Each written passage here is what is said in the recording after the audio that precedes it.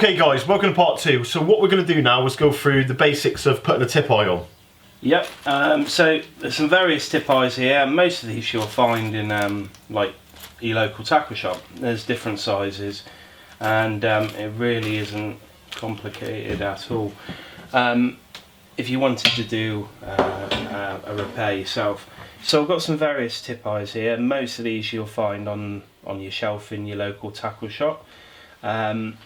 There's a few things here that you need to consider. So there's the ring size and there is the tube size or the bore size. So the ring size normally would be, you would select this to match the nearest guide to the tip guide. In this case, with the rod I've got in here in front of me, it's a size 12, so I have a size 12. Now picking your bore size is as simple as having a selection in front of you and slotting it onto the end of the blank until you have a nice snug fit. I've got a suitable tip eye here that I've just is the correct size, and what we'll be using is hot melt glue. And as I was saying to Andy previously, all this to repair a tip eye, the difference between going home on a session because your tip eye is broken and staying out repairing it yourself and catching a few fish depends on a bag that size. You could fit that in the bottom of your tackle box and a simple lighter, and you're able to repair your rod and carry on fishing. So the tip eye here, I've put some glue in the end, and the reason why I do this, if I place hot melt glue on here and I slide the tip eye on, it's going to push the glue down the blank and we're not going to get any glue inside the tip eye. Another reason why I do this is I like to heat the actual tip eye itself. This makes it hot and it allows us to make any adjustments to the tip eye whilst it's on the rod, because the glue hasn't cooled very quickly and prevented us from doing that. So what I'll do is I will heat this tip eye here with just your normal lighter, just until I can see that glue is melted, and literally I will place that onto the rod tip, push it down and ensure that is straight.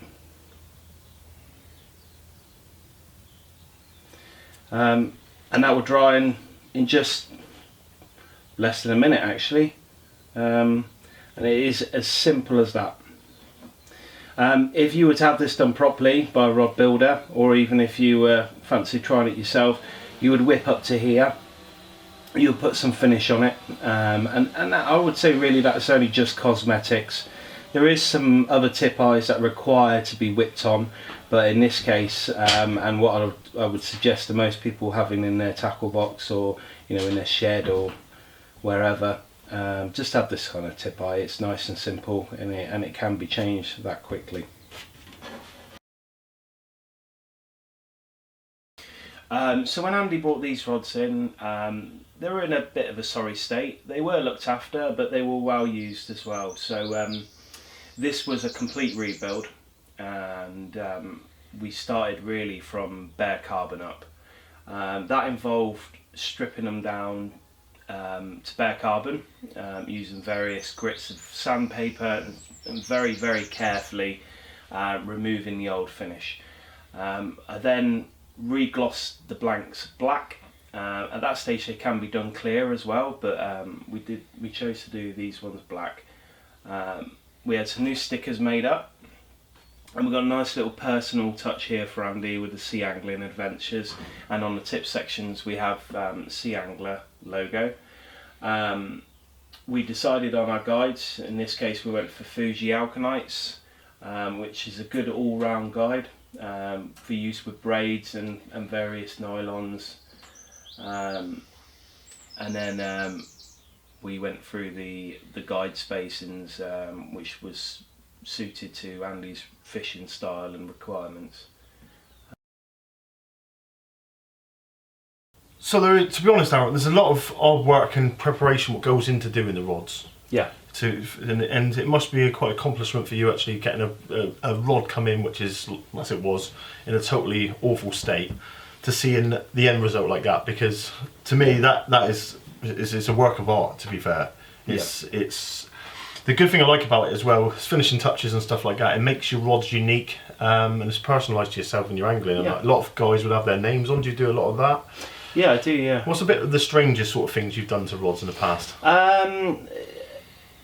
Traditionally, obviously, Ziplex being black or clear, you know, the rod that you picked up on last time, doing it white. Yeah. A lot of people would find that a bit weird and a bit off colour. I mentioned to him, but it really looked really sharp.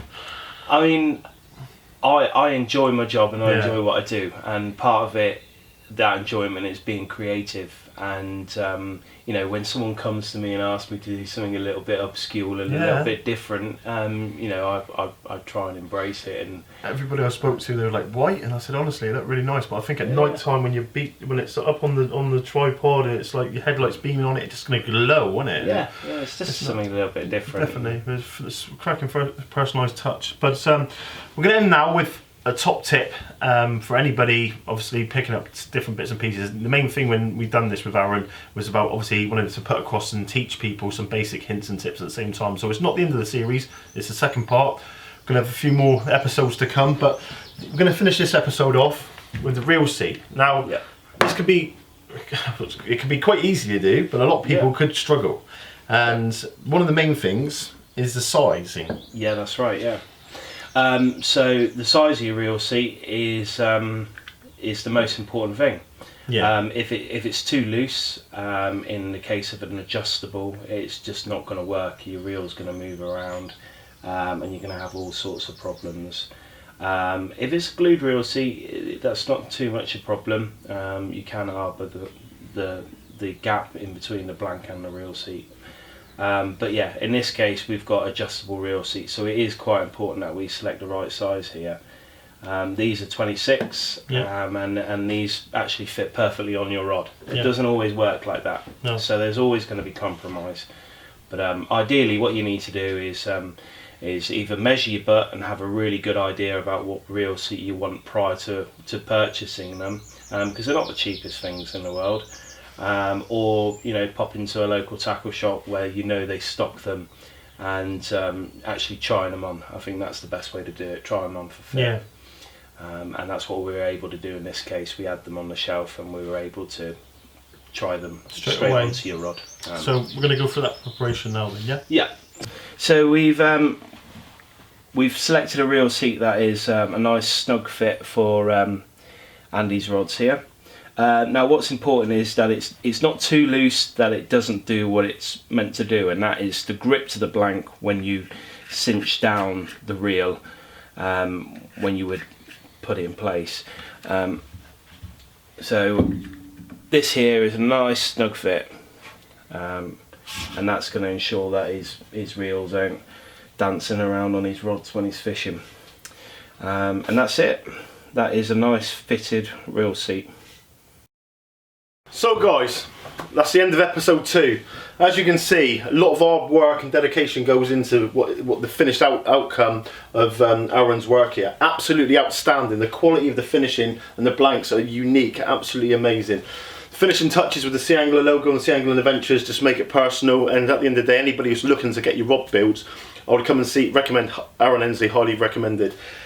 That's the end of episode 2 now. There will be future episodes where we go through some different hints and tips with the main insight to the general rod building, the whipping. Now, as you can see on here, the ST colours have been used, but you can get some fancy different designs and stuff, and especially on the butt sort of side of things as well. So, I hope you enjoyed it. Hope you've learnt a lot. And for me and Aaron, tight lines. Till the next time.